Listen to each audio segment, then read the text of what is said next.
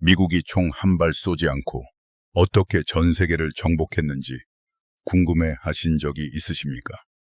녹색 잉크가 칠해진 종이 한 장이 군대나 함대 혹은 제국보다 더 강력한 힘을 갖게 된 이야기입니다.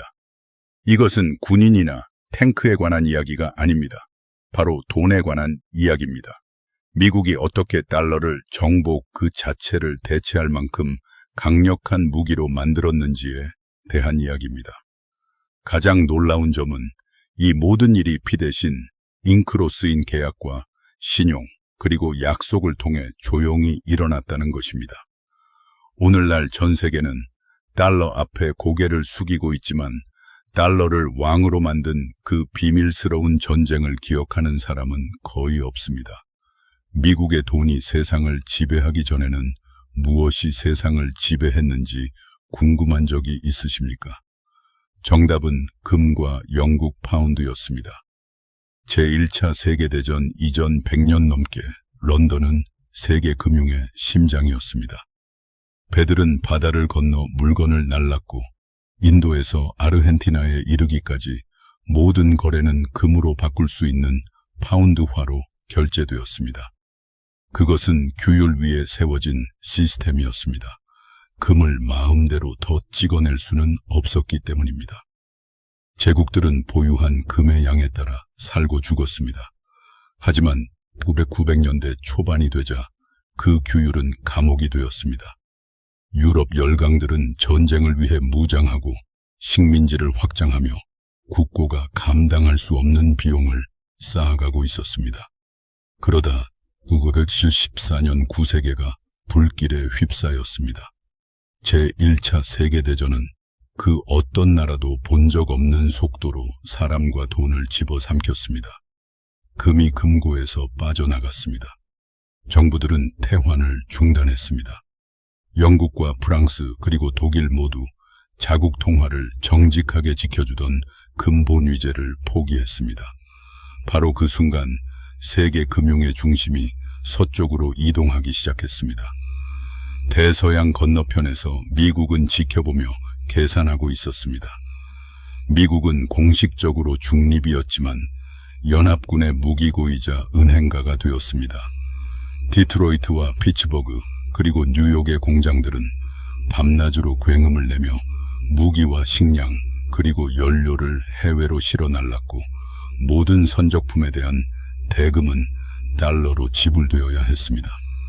곧 유럽은 미국 은행의 빚더미에 앉게 되었습니다. 1917년까지 JP 모건 한 곳에서만 영국과 프랑스에 수십억 달러의 대출을 주선했는데 이는 당시로서는 천문학적인 액수였습니다. 남의 전쟁으로 한 국가가 어떻게 부자가 되는지 궁금해한 적이 있으십니까?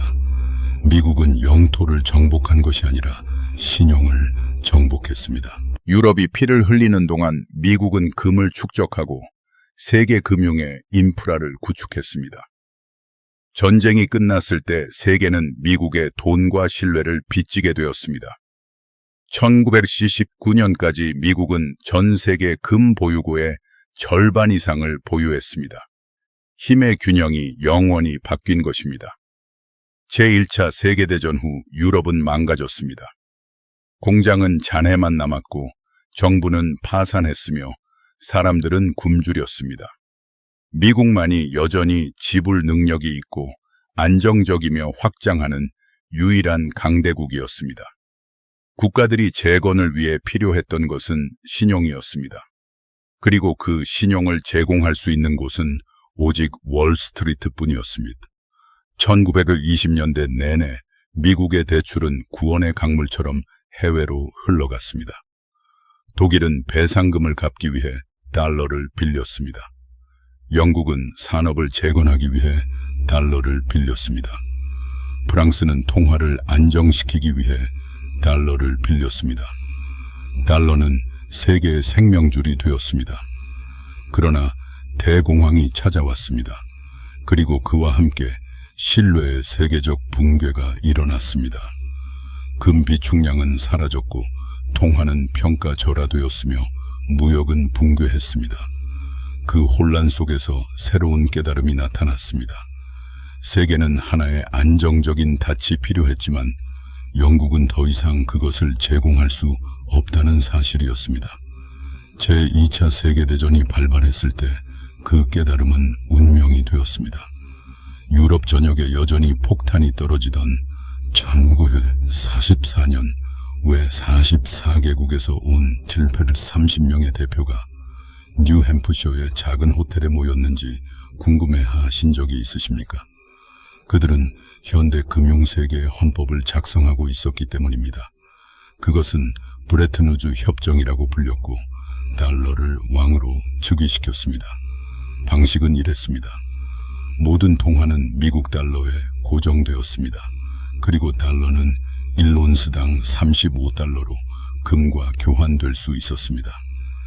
미국이 지구상 금의 3분의 2를 소유하고 있었기 때문에 모두가 이를 신뢰했습니다. 하지만 이 설계에는 숨겨진 천재성이 있었습니다. 다른 나라들이 무역을 하고 빚을 갚고 재건을 하려면 달러를 보유해야 했습니다. 즉 그들은 미국 정부의 차용 증서인 미국 국채를 사서 보관해야 한다는 뜻이었습니다. 미국은 이제 자국 통화로 빚을 발행할 수 있게 되었고 나머지 세계는 기꺼이 그 빚의 자금을 대주게 되었습니다. 경제학자들은 나중에 이것을 터무니없는 특권이라고 불렀습니다. 다른 모든 사람이 사용해야만 하는 돈을 찍어낼 수 있는 능력인 것입니다. 과거의 제국들은 군대로 정복했습니다. 하지만 미국은 인쇄기로 정복했습니다. 브레튼 우즈 체제가 유럽 제국주의 시대를 끝냈을 때 그것은 더 미묘한 무언가로 대체되었습니다. 바로 금융 제국주의입니다. 달러는 세계 무역의 혈관을 흐르는 피가 되었습니다. 석유와 식량 기계와 원자재 모두 달러로 가격이 매겨졌습니다. 세계 시장에서 물건을 사고 팔고 싶다면 달러가 필요했습니다. 이것은 워싱턴에 무기를 쥐어주었습니다. 총알 한 발 쏘지 않고 적을 세상으로부터 고립시킬 수 있는 능력을 가진 제국은 이전에는 없었습니다. 어떤 국가가 미국의 정책에 저항하면 그 나라의 은행들은 달러 시스템에서 차단되고 계좌는 동결되며 경제는 하룻밤 사이에 질식할 수 있습니다. 제재는 새로운 포위 전술이 되었습니다. 20세기에는 대포가 도시를 점령했지만 21세기에는 스프레드 시트가 그 일을 대신합니다. 국가들이 스위프트에서 차단되는 것을 여전히 두려워하는 것을 보셨습니까? 그 두려움은 바로 이 보이지 않는 전쟁의 그림자입니다. 하지만 신용으로 세운 제국에도 한계점은 있습니다. 1960년대 후반 미국은 베트남 전쟁과 거대 사회 복지 정책을 동시에 추진하느라 막대한 적자를 기록하고 있었습니다. 외국 국가들은 달러를 금으로 바꾸기 시작했습니다.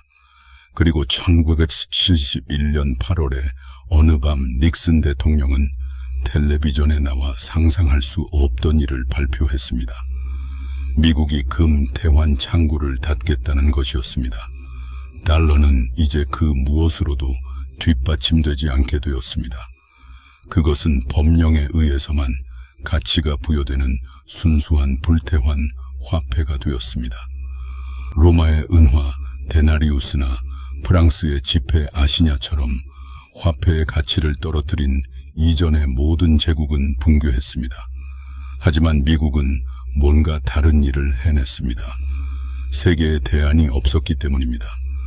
모두가 석유를 거래하고 상품을 사고 부채를 갚기 위해 여전히 달러가 필요했습니다. 달러는 금을 초월하여 신뢰 그 자체가 되었습니다. 그 순간이 바로 미국의 금융제국이 보이지 않는 존재에서 영원한 존재로 바뀐 순간이었습니다. 금과의 연결고리가 끊어진 후 워싱턴은 달러 패권을 위한 새로운 기반이 필요했습니다. 그들은 석유에서 답을 찾았습니다. 1974년 미국은 사우디아라비아와 조용한 거래를 맺었습니다. 사우디 석유는 오직 달러로만 판매될 것이며 미국은 왕국의 안보를 보장한다는 것이었습니다. 곧 모든 오펙 국가가 이를 따랐습니다. 그 순간부터 현대 문명의 생명줄인 글로벌 에너지는 미국 통화로 가격이 매겨졌습니다. 차를 운전하거나 공장을 짓거나 도시에 전력을 공급하고 싶다면 달러가 필요했습니다. 그리고 그것은 모든 나라가 달러를 벌거나 빌리거나 사야 한다는 것을 의미했습니다. 달러는 더 이상 단순한 통화가 아니었습니다. 그것은 산소였습니다. 20세기 후반 내내 미국은 이 시스템을 완성했습니다. 연방준비제도는 전 세계 유동성을 통제했습니다. 월스트리트는 전 세계 투기의 심장이 되었습니다. 그리고 1980년대 라틴 아메리카 위기부터 1990년대 아시아 외환 위기에 이르기까지 모든 위기는 하나의 진실을 강화했습니다. 세계가 공포에 질리면 달러를 버리는 것이 아니라 달러를 향해 달려간다는 것입니다. 이것은 기막힌 역설입니다. 미국의 실수가 전 세계적인 고통을 야기할 때조차 바로 그 실수가 미국의 통제력을 강화합니다. 어디선가 붕괴가 일어나면 돈은 미국 국채로 도피합니다. 미국이 일으킨 폭풍이 오히려 제국을 떠받치는 바람이 되는 것입니다. 주요 글로벌 붕괴가 일어날 때마다 왜 달러가 이전보다 더 강해지는지 궁금해 하신 적이 있습니까? 그것은 우연이 아닙니다. 그것은 전략입니다. 오늘날에도 전쟁은 계속되지만 결정적인 전투는 시장에서 벌어집니다. 현대의 제재는 해상 봉쇄보다 더 빨리 한 국가를 불구로 만들 수 있습니다. 미국 금리의 급등은 한 번에 수십 개 국가를 파산시킬 수 있습니다. 워싱턴이 금리를 올리면 전 세계 자본이 미국으로 급히 돌아옵니다. 통화 가치는 폭락하고 수입품은 감당할 수 없게 됩니다. 미사일 한 발 쏘지 않고도 정부가 무너집니다. 이것이 새로운 지정학입니다. 세계는 달러에 의존하고 달러는 세계의 의존성에 의존합니다. 중국과 러시아 그리고 다른 나라들은 이제 대안을 만들려고 노력하고 있습니다. 결제 시스템과 디지털 통화, 그리고 현지 통화 무역 같은 것들입니다. 하지만 한 세기에 걸쳐 구축된 금융제국을 대체하는 것은 작은 일이 아닙니다. 미국 시스템에 대한 신뢰가 그에 대한 두려움보다 큰 한 달러는 모두가 무릎 꿇지 않는 척하면서도 결국 무릎 꿇게 되는 왕좌로 남아 있습니다. 하지만 여기에 모든 제국이 직면하는 역설이 있습니다. 특히 약속으로 이루어진 제국이라면 더욱 그렇습니다. 신뢰는 금보다 더 빨리 사라질 수 있습니다. 미국이 무제한으로 돈을 찍어낼 수 있게 해주는 바로 그 특권이 파멸을 유혹할 수도 있습니다. 부채 증가와 정치적 분열, 그리고 인플레이션은 영원함이라는 환상을 약화시킵니다. 이전의 모든 제국은 자신들의 돈이 영원할 것이라고 믿었습니다. 스페인은 은에 대해 그렇게 믿었고 영국은 파운드화에 대해 그렇게 믿었습니다. 그러나 역사는 어떤 통화도 영원히 지배하지 못함을 보여줍니다. 세계가 달러를 믿지 않게 되면 어떤 일이 벌어질지 궁금해 하신 적이 있으십니까? 하루아침에 무너지지는 않을 것입니다. 새로운 동맹과 새로운 시스템, 그리고 새로운 의심을 통해 천천히 그리고 보이지 않게 닳아 없어질 것입니다. 금융제국의 종말은 항상 속삭임으로 시작됩니다. 그렇다면 이 전쟁이 여러분에게 의미하는 바는 무엇일까요? 달러의 그림자 아래 살아가는 모든 사람에게 말입니다. 첫째, 돈은 신뢰받을 때만 권력이라는 사실을 이해해야 합니다. 정부는 지폐를 찍어낼 수 있지만 믿음을 찍어낼 수는 없습니다. 둘째, 모든 인플레이션과 모든 위기, 그리고 모든 구제 금융은 같은 패턴의 일부입니다. 신용을 창출하고 안정을 약속하며 비용을 미래로 떠넘기는 것입니다. 이것은 로마가 은의 주석을 섞을 때 사용했던 전략과 같습니다. 영국이 제국을 유지하기 위해 돈을 빌릴 때 사용했던 전략과 같습니다. 그리고 오늘날 미국이 부채 한도를 올릴 때 사용하는 전략과 같습니다. 셋째, 진정한 부는 숫자나 법령에 있는 것이 아닙니다. 그것은 신뢰가 사라져도 살아남는 것들, 즉 기술과 자원과 생산, 그리고 지식에 있습니다.